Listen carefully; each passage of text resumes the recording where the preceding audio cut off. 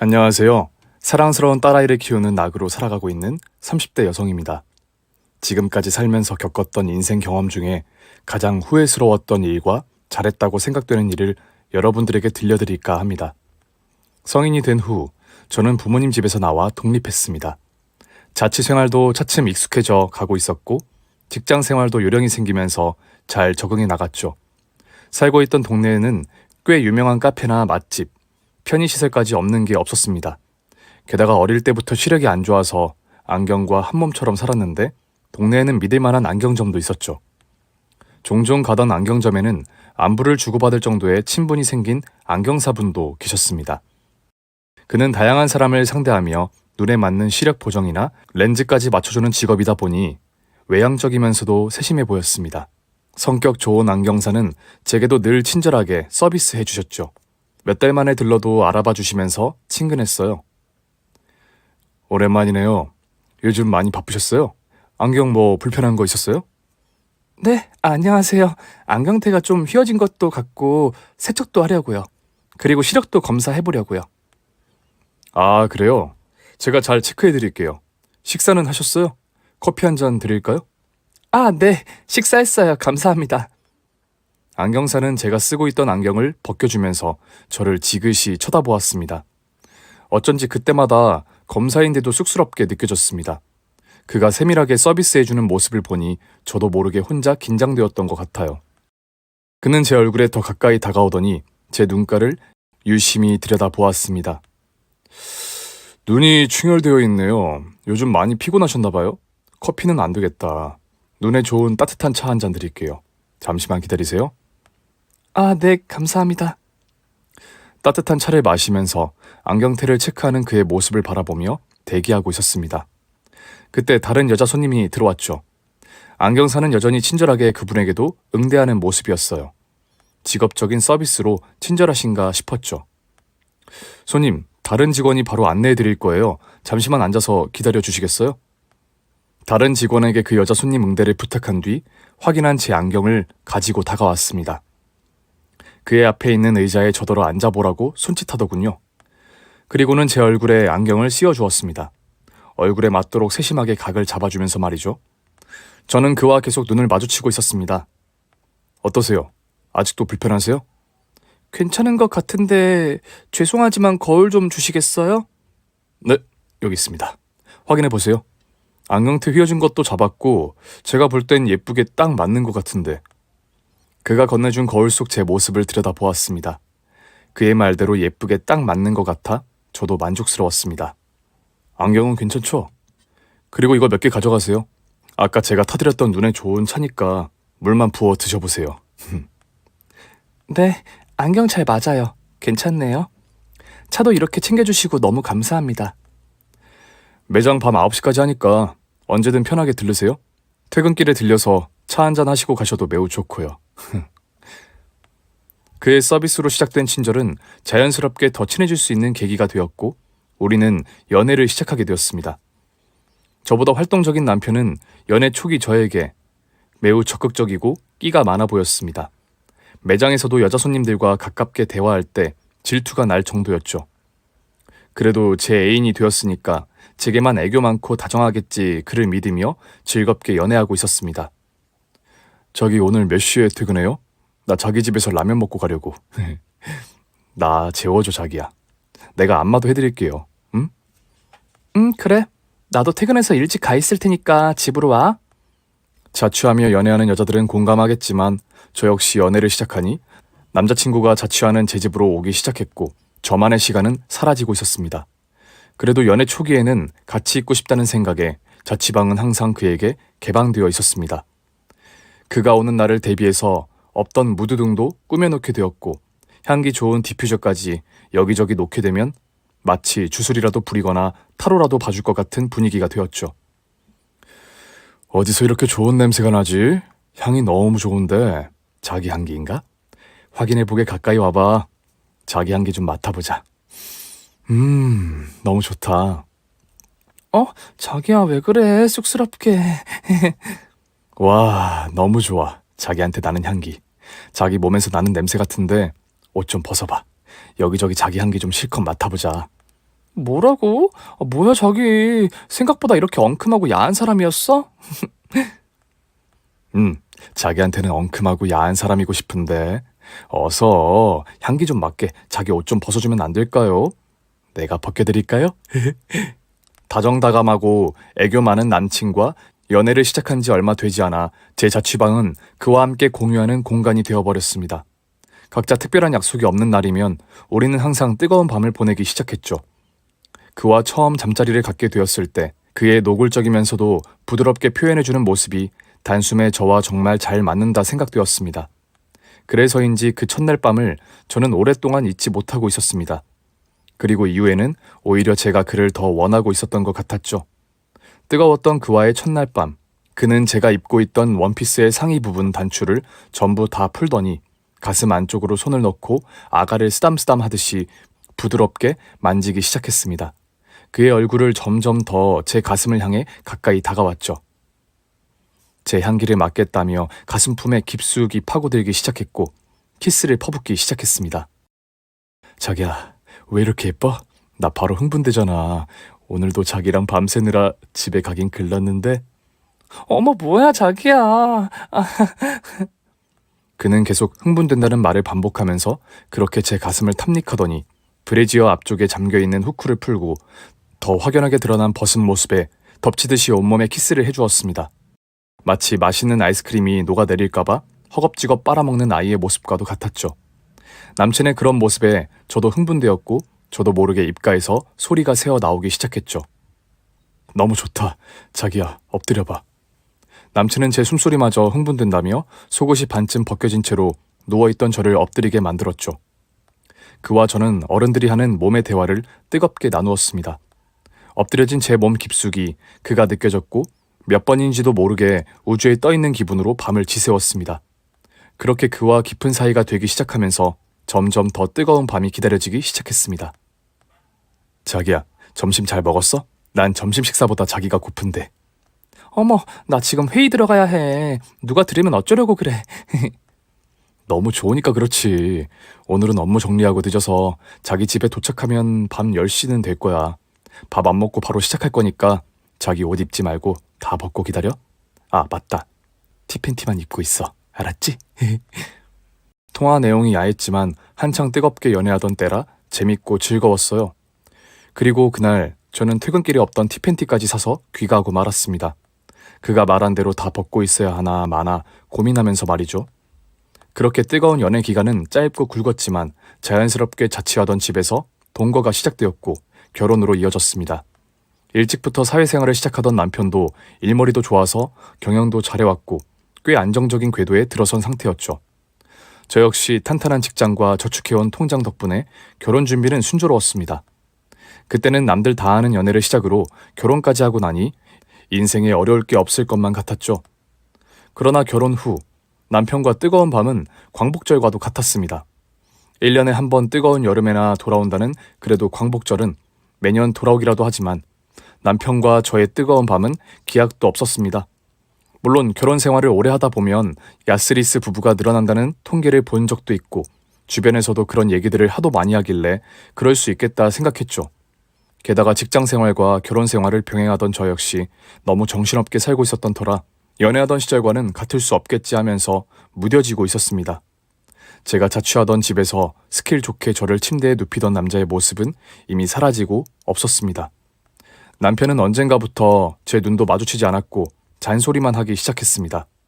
저더러 돈만 버느라 외모는 전혀 신경은 쓰지 않냐면서 벌어온 돈으로 가꾸고 관리 좀 하라더군요.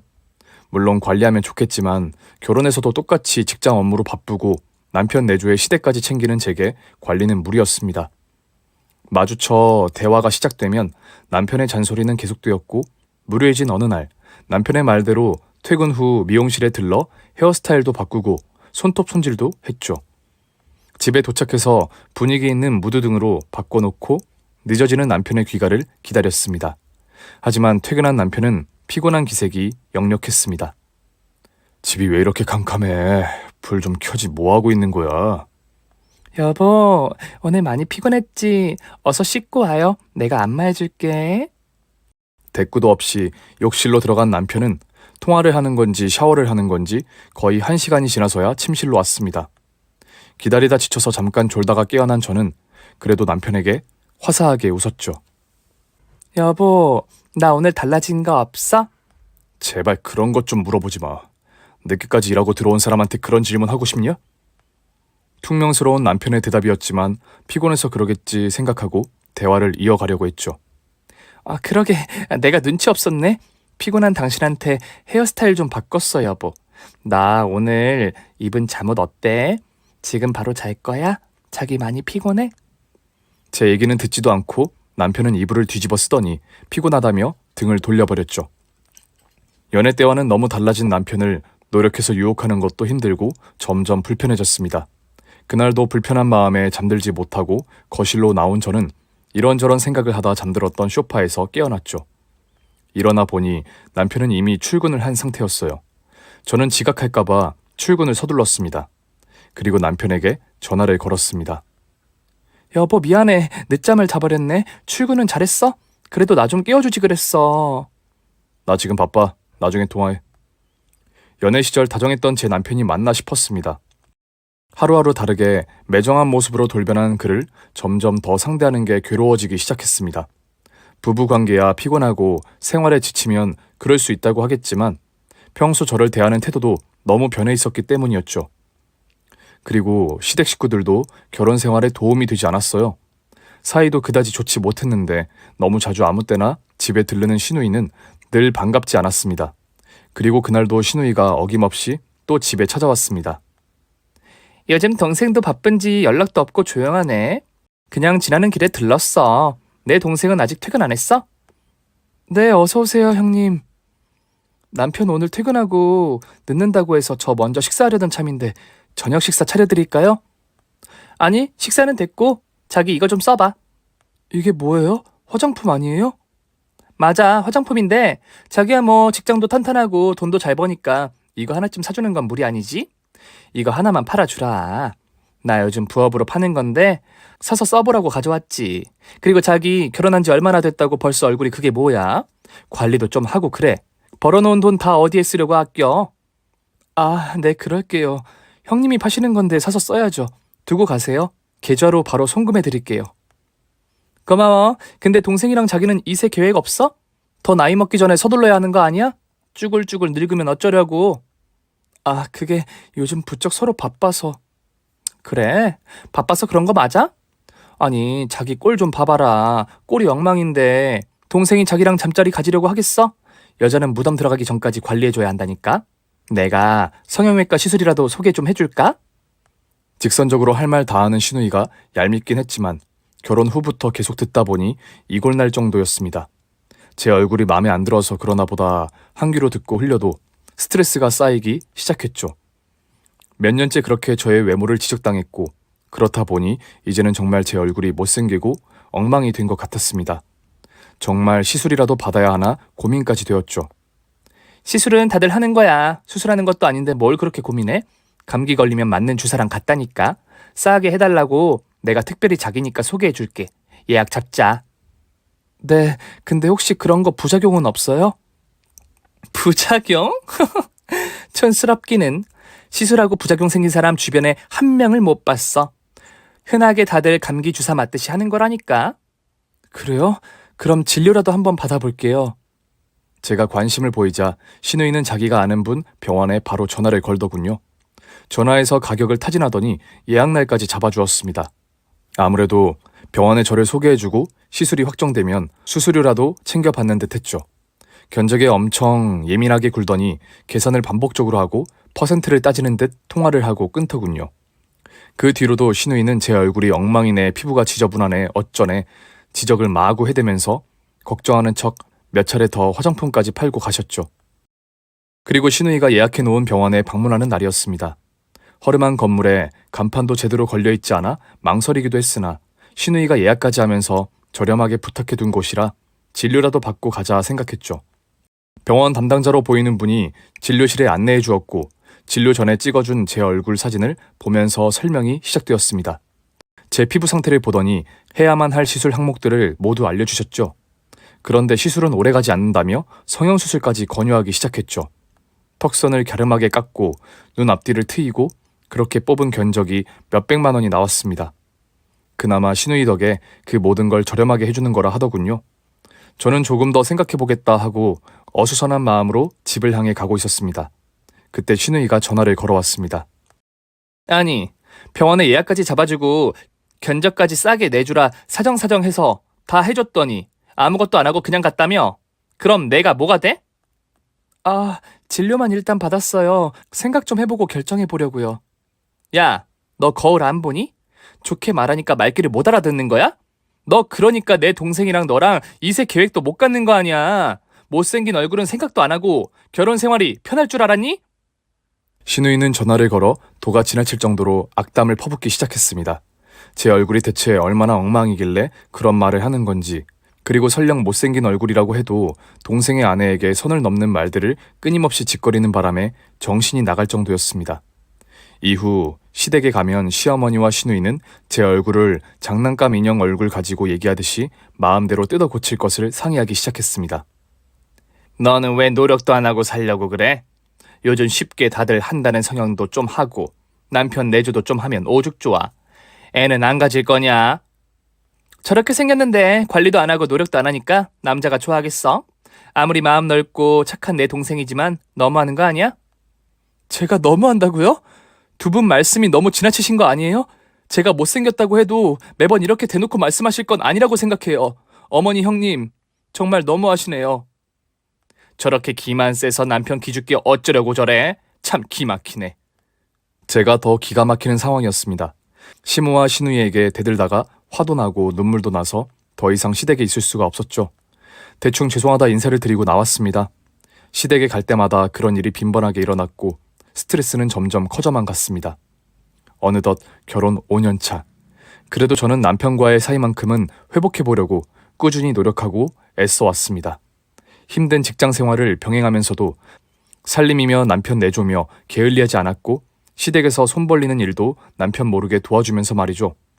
남편과 아이도 가져보기 위해 잠자리를 만들려고 부단히 노력했지만 허사였습니다. 저기가 여기까지 무슨 일이야? 그날은 미리 연락도 없이 남편의 안경점에 들렸습니다. 그리고 남편을 만났습니다.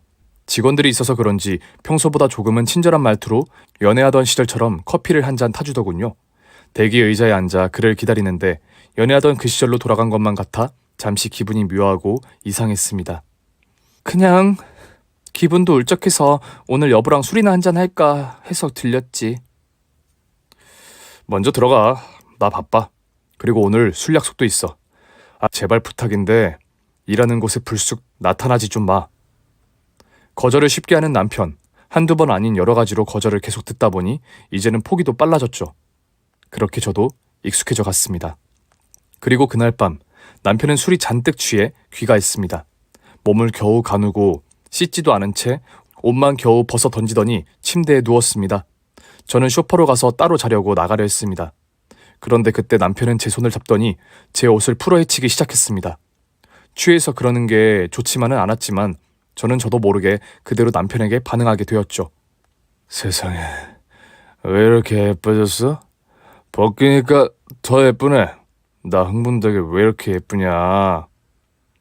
취한 남편은 거친 숨소리를 내며 예쁘다는 말만 반복하면서 저를 꼼짝 못하게 만들었습니다. 그렇게 저와 남편은 오랜만에 뜨거운 밤을 보냈습니다. 취해서 남편이 기억할지 걱정은 됐지만 관계를 원하던 쪽은 남편이었기에 그렇게 깊은 밤을 보냈습니다. 남편과 관계를 갖고 난 직후 잠든 남편 옆에 널브러진 옷가지를 치우다가 안쪽 주머니에서 반짝이는 핸드폰 무음인 채로 계속 전화가 걸려오고 있었습니다. 저장되어 있지 않은 핸드폰 번호였고 밤 늦은 시각이라 잘못 걸렸겠지 싶어 무시하려는데 끊임없이 울리고 있었죠. 남편 모르게 숨죽여 전화를 대신 받았습니다. 그러나 아무런 인기척이 없더니 그냥 끊어버리더군요. 잘못 걸려왔나 싶어 신경 쓸 생각조차 못하고 다음날 출근을 위해 바로 잠들었습니다. 소파가 아닌 침대에서 남편을 등이라도 바라보면서 말이죠. 그러나 아침이 되자 남편은 출근하느라 정신이 없었는지 이른 시각에 먼저 사라져버리고 없었죠. 다시 외로운 생각이 들었지만 그날 이후 저는 컨디션이 안 좋다고 직감했고 검진을 받게 되었습니다. 그리고 임신 소식을 알게 되었습니다. 여보, 나 임신이래. 너무 좋다, 그치? 아, 뭐? 임신이라고? 아, 지금 바쁘니까 이따 퇴근해서 만나서 얘기해. 남편의 반응이 서운하긴 했습니다. 대단한 축하도 못 받았지만 퇴근 후 돌아올 남편의 귀가만을 기다렸죠. 그런데 그때 남편에게 소식을 듣고 아셨는지 시어머니와 시누이가 남편보다 먼저 집으로 찾아오셨습니다. 너 정말 임신한 거 맞아? 병원에 다녀온 거니? 네, 어머니, 임신이래요.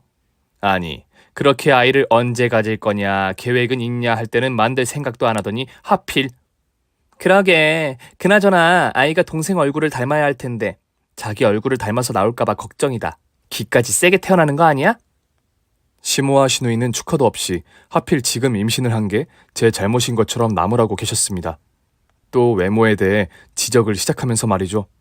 대체 무슨 영문인지 알 수도 없고 황당했지만 저는 아이를 생각해서 그랬는지 화를 참고 있었습니다. 그리고 여쭤보았죠. 어머니, 형님, 임신했다는데 축하할 일 아닌가요? 저희 부부가 5년 만에 아이를 갖게 되었는데 대체 그게 무슨 말씀이세요? 됐어. 뭐 아무튼 아이가 생겼다니까 관리 잘해야겠네. 시누이는 제 말을 싹둑 잘라버렸죠. 임신 소식을 알린 저는 그날 남편과 시댁 식구들에게 계속 구박만 받았습니다. 서러운 마음에 친정엄마에게 전화로 임신한 소식을 알렸고 그래도 엄마에게는 따뜻한 축하를 해주셨죠. 너무 외로웠던 날이었습니다.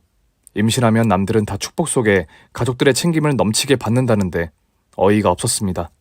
그동안 힘든 일이 많아도 굳게 마음 먹고 결혼 생활은 잘 버티고 노력했는데 저는 그날 결혼한 일을 진심으로 후회했습니다. 여태까지 살면서 가장 후회스러운 일이 결혼한 일이 되어버렸죠. 임신 초기여서 몸조심하며 직장 생활을 그대로 유지해가던 어느 날 남편은 여전히 늦게 귀가해 술 취해 들어왔습니다. 그래도 먹고 싶은 음식을 사다 주기는 하더군요.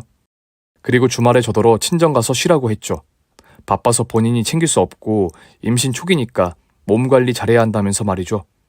그러더니 그는 이런저런 핑계로 외박이 잦아졌습니다. 저도 아이의 태교를 위해 다른 일에는 신경 쓰고 싶지 않았습니다. 남편의 늦은 귀가나 외박에도 한마디 잔소리하지 않았습니다. 사실 아이 때문인지 크게 관심도 없었고요. 이미 결혼은 후회스러웠으니까요. 그래도 아이를 낳고 또다시 가정의 변화가 오겠거니 희망을 놓지 않았습니다. 시모나 시누이에게 스트레스를 받지 않으려고 친정에 가 있는 날도 점점 더 많아졌습니다. 그래서 집으로 찾아오던 시모와 시누이를 만나는 일도 그만큼 줄었죠. 그나마 다행이다 싶었습니다. 남편은 이제 평일에도 차라리 친정에서 출퇴근하며 친정 어머니 보살핌을 받는 게 좋겠다더군요. 저 역시 그참에 짐을 챙겨 친정에서 마음 편히 일상을 보내고 있었습니다. 뱃속의 아이와 함께 안정을 찾아가기 시작했습니다. 그러던 어느 날 시어머니가 친정집 앞까지 찾아오셨습니다. 무슨 일인지 의아했죠. 어머니, 여기까지 무슨 일이세요? 친정에서 쉬고 있는데 시간 뺏은 거 아니니? 컨디션은 어떠니?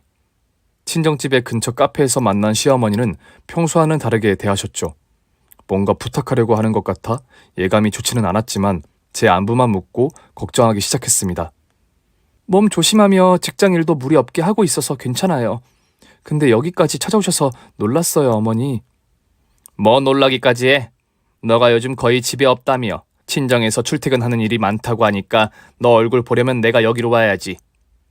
대체 무슨 용건인지만 더욱 궁금했습니다. 시어머니의 친절도 이해되지 않았고 더군다나 친정집까지 올 정도라면 분명 뭔가 사건이 있겠다 싶었습니다. 어머니, 혹시 무슨 일 있으신 거 아니죠? 아무 일 없다니까. 그냥 요즘 너 못 봐서 얼굴 보러 온 거야. 그리고 임신한 너를 너무 못 챙겨서 마음에 걸리기도 했어. 미안하구나. 친정보다야 못하겠지만 집에 돌아오면 너 먹을 음식이며 내가 챙겨줄 테니까 친정에만 너무 오래 있지 말고 집으로 오렴. 갑자기 제게 태도를 바꾸신 시모를 이해할 수 없었지만 그날은 그렇게 아무 사건 없이 정말 제 얼굴만 보고 가셨습니다. 게다가 하지 않던 따뜻한 말들로 저를 챙기셨죠. 뭔가 심경의 변화가 있으셨나 싶기도 했습니다. 정말 잘못을 뉘우쳐서 그러신가 싶기도 했고요. 며칠 뒤 남편은 시모, 시누이와 함께 집에서 저녁 식사를 하자며 친정에 있는 저를 데리러 왔습니다. 오랜만에 보는 남편의 얼굴, 차 문을 열어주며 저를 조심스레 태우더니 친정에 가져갔던 제 짐들을 몽땅 차에 실었습니다. 친정이 앞으로도 왔다 갔다 할 텐데 내 짐을 왜 몽땅 다 실어? 또 올 때 다시 챙겨오면 되지 뭐가 걱정이야. 어서 집에 가서 저녁이나 먹자. 우리 어머니가 자기 없으니까 집이 엉망이라며 청소를 다 해두시고는 음식까지 잔뜩 차려놓고 계시던데. 무슨 일인가 싶었습니다. 임신한 이 시댁 식구들이 이제야 좀 정신을 차리나 싶기도 했었죠.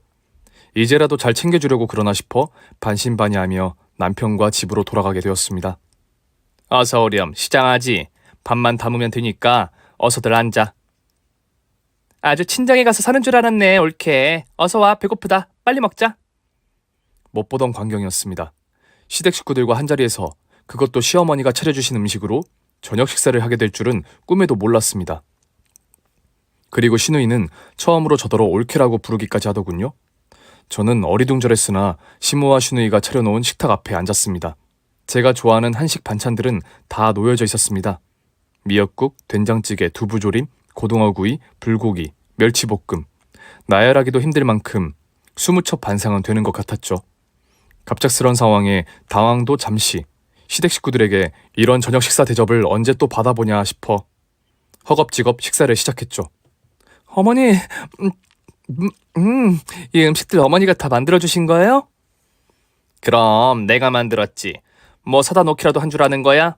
너랑 뱃속에 아기 먹으라고 일찍부터 다 요리한 거야. 어서 먹어봐. 네, 잘 먹겠습니다. 감사합니다. 꿈인가 싶었습니다. 남편과 시누이는 별말 없이 식사하기 시작했고 저도 이것저것 먹느라 젓가락질하기 바빴죠. 배부르게 식사를 마치고 나니 이번에는 시누이가 후식이라며 차를 끓여주기까지 했습니다. 뺨이라도 꼬집어봐야 하나 싶었죠. 무사하게 저녁 식사와 티타임까지 끝나자 시누이는 식탁 밑에서 저를 위해 챙겨온 보약이라며 하루에 아침, 점심, 저녁 3회분 잘 챙겨 마시라고 주더군요. 밀봉된 음료 30팩이 가득 들어있었습니다. 마침내 이런 날도 오는구나 싶었습니다. 남편은 시모와 시누이 배웅을 하고 집에 들어오더니 시누이가 주고 갔던 보약을 컵에 따라 제게 주더군요.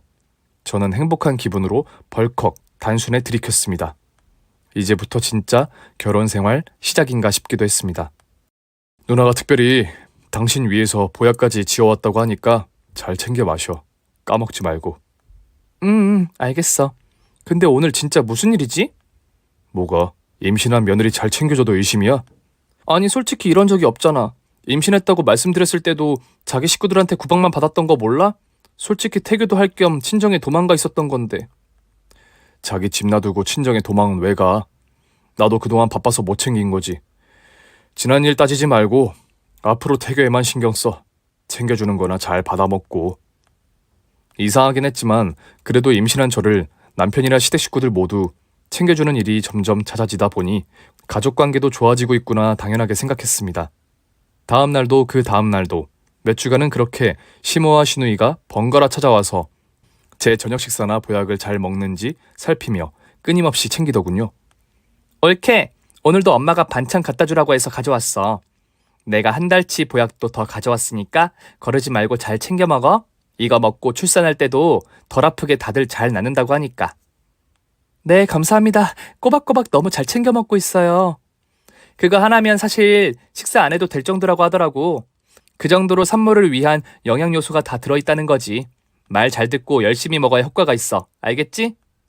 네, 안 그래도 식사 후에 먹기가 좀 더부룩하고 요즘 부쩍 소화가 좀 안 되는 것 같아서 부담스러웠는데 가끔 식사 대신 먹어볼까요? 가끔은 무슨 대용으로 먹어도 된다니까? 소화 안 되면 불편하지. 식사 못할 땐 그냥 한 봉지씩 뜯어서 마셔. 배는 점점 더 불러오고 임신 중기쯤 접어들 때 저는 회사 출근도 버겁다고 느껴지기 시작했습니다. 출산 휴직을 하고 집에서 쉬기로 했죠. 그때부터 시모와 시누이는 거의 저희 집에 살다시피 왔고 저를 보살피기 시작했습니다. 남편은 안경점 2호점을 낸다면서 확장하는 일에 매진하느라 더 바빠졌다고 했습니다. 운영하는 안경점 사업도 잘 해온 터라 일머리 좋은 남편의 2호점 사업도 잘할 거라 믿었죠. 사실 동거하던 시절에 남편은 제게 큰돈을 빌려줬습니다. 안경점 사업에 더 투자해서 쓸 목적이었고 운영을 잘 해오면서 결혼할 때 돈을 갚겠다며 돌려주기도 했죠. 그러나 당시 시모가 급한 사정으로 남편이 돌려준 돈과 남편 모르게 별도로 제 돈 5천만 원을 더 얹어서 빌려가셨어요. 그 후로도 남편의 사업 매출은 좋았고 저도 잘 벌고 모아둔 상황이라 결혼 직전 혼수한다 생각하고 부담 없이 빌려드렸죠. 물론 시모도 금방 갚을 것처럼 말씀했었고요. 그러나 잘 버는 남편과 탄탄한 제 직장 덕분에 우리는 늘 금전적으로 여유 있게 살아온 편이라 시어머님께 급히 갚으라고 할 필요는 없었습니다. 그리고 그렇게 세월이 흐르고 잘 벌어서 살다 보니 있기도 했고요. 남편은 2호점을 준비하면서도 벌어둔 돈도 있고 같이 일할 사람이 추가로 투자할 거라며 돈 걱정할 일 없게 저를 안심시켜줬습니다. 그렇다 보니 제대로 제가 벌어둔 돈을 열심히 모았고 여전히 경제적으로 여유로웠습니다. 2호점 확장이 오히려 기대될 만큼 기다려졌죠. 일이 바쁜 남편의 건강도 걱정됐죠. 여보, 거의 얼굴 보기가 힘드네. 2호점 인테리어는 언제 끝나? 아직 시작도 안 했어. 일관계로 잘 아는 분이 투자를 더 해준다고 해서 더 보태면 그때 하려고. 지금도 충분하다고 했던 거 아니었어? 충분한데 투자하는 분과 일도 같이 하면 도움될 게 많아. 걱정 마. 일은 내가 잘해왔고 잘하고 있으니까. 그렇게 남편을 믿고 투자하는 사람도 잘 아는 분이라고 하니 믿었습니다. 그런데 남편은 투자하는 사람과 골프를 치네 어쩌네 하면서 접대라도 해야 할 일이 잘 성사될 것처럼 이런저런 핑계를 대기 시작했습니다. 주말에도 그런 연유로 외박이 잦았고 얼굴 보기 힘들 정도였습니다. 저는 그 사이 시모와 시누이의 보살핌을 받느라 정신없었죠. 주말이면 외박하는 남편 대신 시어머니와 잠자는 일이 더 많았으니까요. 여보, 오늘도 못 들어와? 아니, 골프만 친다고 투자를 더 많이 해주는 것도 아닌데 이렇게까지 해야 돼? 투자만 문제가 아니지. 앞으로 계속 일도 같이 할 건데 친목 겸 다 비즈니스야. 이런 것도 이해 못하면 사업하는 남편 무슨 내조를 하겠어? 남편과 통화를 엿듣던 시모는 통화가 끝나자 한마디 거들었습니다. 남편이 밖에서 일 보는데 너무 그러지 마라. 설마 걔가 놀러 나갔니? 너가 아이 낳고 나면 더 많이 벌려고 고생하고 다니는 건데 출산할 때까지 내가 너 남편보다 더 챙겨줄 테니 서로 편하게 놔둬. 시어머니의 말씀도 맞긴 했습니다. 알아서 잘했던 남편인데 하는 새로 시작하는 사업에 참견하고 싶지 않았죠. 그래서 주말에 외박도 점점 당연한 일이 되어갔습니다. 평일에도 술에 취해 오는 남편은 다음 날이면 매번 이른 아침에 나가기 바빴습니다. 그렇게 열심히 일하는 남편인데 의심하지 않기로 마음먹었죠. 그러던 어느 날 배는 더 많이 불러왔고 소화불량도 더욱 심해졌습니다. 어지럽기도 하고 배도 이상하게 뒤틀린 것 같이 아프고 열도 나고 식은땀까지 나서 견딜 수가 없었습니다. 그런데 그런 제 모습에 신우와 시모는 그다지 놀라지 않은 표정이었습니다. 오히려 뭔가 기대에 찬 얼굴로 저를 바라보셨죠. 왜? 배 아파? 혹시 배가 막 아프고 뒤틀리고 그래? 많이 뒤틀리게 아파? 이미 알고 있는 듯 의미심장하게 묻는 시어머니의 얼굴 앞에서 저는 그 상태로 쓰러지고 정신을 잃었습니다. 눈을 떠보니 병원 병실에 혼자 누워 있었고 의사가 회진을 돌다가 의식 차린 저를 보고 심각한 표정으로 물었습니다. 임신하신 건 알고 계셨죠? 네? 당연히 알고 있죠. 제 배 안 보이세요? 아니 근데 도대체 그동안 뭘 드신 거예요? 임산부라는 거 아시는 분이 몰라서 이러신 거예요? 혹시 몰라 혈액 검사를 했는데 어이가 없어서 그래요? 의사는 마치 임산부가 일부러 안 좋은 거라도 먹어온 거냐는 식으로 캐물었습니다. 저는 평소 식단이나 어제 먹은 것들, 기억나는 것들을 전부 다 아무렇지 않게 답하고 있었습니다. 그럴 리가 없는데 산모 지금 아이를 낳을 생각이 없던 거 아니에요? 그렇지 않고는 몸을 이 지경이 되도록 두실 리가 없을 텐데 드셨던 거 다 말씀해 보세요. 복용해온 약이 있다거나 사실대로 다 말해 보세요. 화를 내는 듯한 의사의 말에 저도 모르게 기억을 더듬다가 복용한 약이라는 의사 표현에 시누이와 남편이 열심히 챙겨주던 보약을 말하게 되었습니다. 의사의 표정이 점점 더 험악해지더니 제게 취조하기 시작했습니다.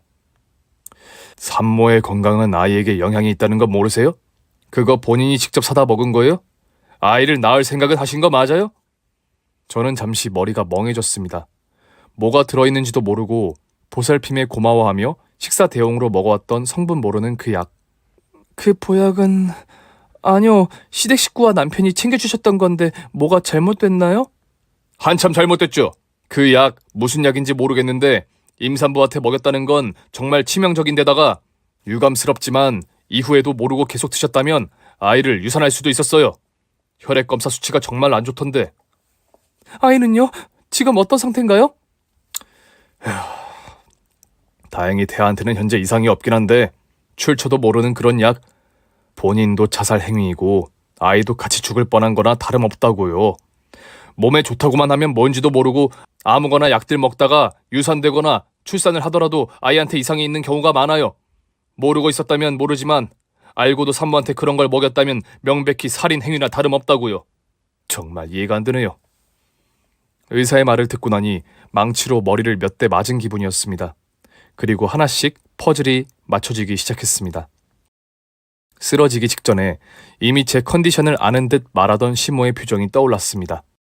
나를 챙겨준다면서 무슨 일이 있어도 그 보약만큼은 시댁 식구 모두가 그렇게 제게 챙겨 먹이더니 설마 유산하길 바라고 작당한 건가 생각되었습니다. 퍼즐은 그랬던 겁니다. 친정집 앞에 찾아왔던 시모, 집으로 데려오면서부터 그들은 제게 갑자기 잘해주면서 보약이라는 걸 먹이기 시작했고, 게다가 남편은 사업을 핑계로 얼굴도 보기 힘들었고, 시모와 슈누이가 저와 동침까지 하면서 그놈의 보약은 계속 빠짐없이 먹였던 거죠. 그리고 심지어 밥 대신 먹게 했던 일들이 떠올랐습니다. 남편도 더 이상 믿을 수 없었습니다. 사업 확장한다며 골프 치고 외박에 음주는 다반사였던 그의 행동도 모두 의심이 들기 시작했습니다. 무엇보다 그 정체 모를 약으로 인해 제 아이가 유산될 수도 있었고 제 생명도 위험했다는 사실, 의사에게 듣고 나서 악마 같은 그들의 실체를 깨달았습니다.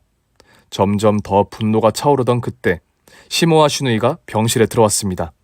더 이상 참을 수 없던 손에 잡히는 모든 물건을 그들을 향해 던졌습니다. 무언가 시어머니 머리에 명중하고 그 바람에 슈누이는 소리를 치고 난리를 피웠죠. 아니 미쳤어? 너 이년 미친 거니? 어디 엄마한테 물건을 집어 던지고 지랄이야? 야, 너가 더 미친 거 아니야? 이 인간 같지도 않은 망할 년놈들아? 여기서 더 소리치고 지랄하기 전에 사실대로 말해. 나랑 아이한테 무슨 짓을 한 거야? 다 알고 있으니까 어서 말하라고. 의사가 다 얘기해줬다고. 여기요, 경찰 좀 불러주세요. 여기 살인자들 있어요. 병실 안에서 신우이의 난리치는 소리를 묻힐 정도로 저는 두세 배는 더 크게 괴성을 지르고 난리를 치며 따져 물었습니다. 내가 당신들 다 가만 안 둘 거야. 경찰 불러서 법대로 처리할 테니까 당신들 전부 다 깜빵 갈 각오해. 신우이는 저의 그런 모습을 처음 봐서 더 놀랐는지 사실대로 실토하기 시작했습니다. 남편은 오래전부터 외도하고 있었고 시모와 신우이가 모든 사실을 알고 있었다고 하더군요. 게다가 그 상간녀는 저보다 예쁜 미모에 돈도 많아서 시모와 신우이에게 용돈 챙겨주며 환심을 샀던 모양이었습니다. 그런 와중에 남편의 사업 확장에 돈까지 투자한다며 계속 남편과 바람을 피웠던 거죠. 평일 술 마시며 늦던 귀가와 주말 골프 약속도 모두 그 상간녀와 잠자리를 갖고 즐기느라 주절거렸던 이유였습니다. 이런 상황 속에 돈에 욕심난 시모와 시누이, 그리고 남편까지 저와 이혼하고 그 여자와 재혼이라도 하게 하려고 했답니다. 그때 제가 아이를 가지게 되어 상황이 꼬이자 아이를 유산까지 시키려고 작당을 한 모양이었습니다.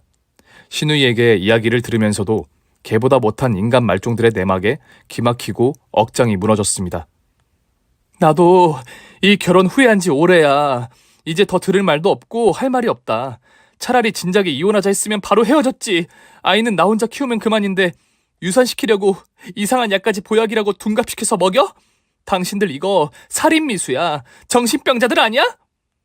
병실 밖에서 조마조마하게 이야기 듣던 남편이 헐레벌떡 들어와서는 사과하며 빌기 시작했습니다.